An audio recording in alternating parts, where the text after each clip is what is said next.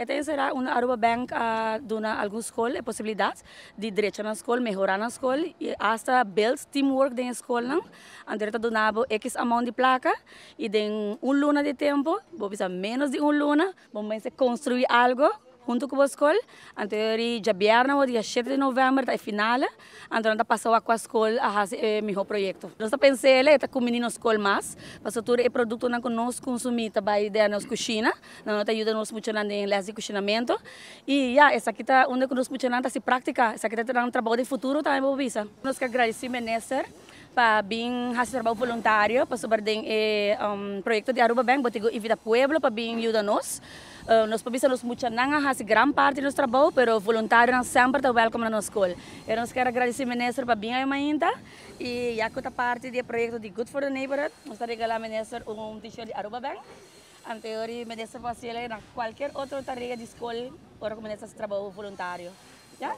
Alguma semana passada nós visitamos a IPB Santa Cruz e nós quedamos bem impressionados com tanto é parte de lesson que estou dando em diferentes áreas de formação físico-técnico com uma habilidade muito grande para construir coisas com mão, usando a viajar teoria também de recycling, material que já está tirado fora normalmente, está utilizado para obras de arte e outras obras importantes.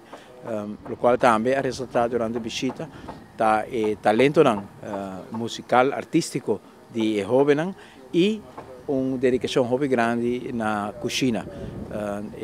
Arte é também de cozinha em combinação com o próprio jardim.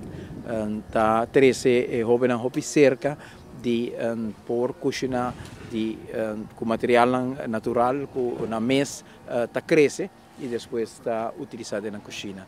E no momento que o Aruba Bank vem com o programa aqui, jovens de IPB Santa Cruz escolher para ampliar o que se chama Community Garden, para assim não portem mais fruta, mais verdura, para pôr tanto sinha e jovens como está a agricultura, como está a tuinbouw e também nesse momento como está conectar o uso de tur e fruta e verdura na hobby fresco que o mês está cultivar usando na cozinha. Só que naturalmente está uma oportunidade única para jovens está assim cerca com a mão de inteiro processo aqui e também usando tecnologia de hydroponics, a tecnologia que está mais a favor de segura que a Aruba tem, que pode utilizar tiki água para lograr hobby de cosecha de fruta e verdura.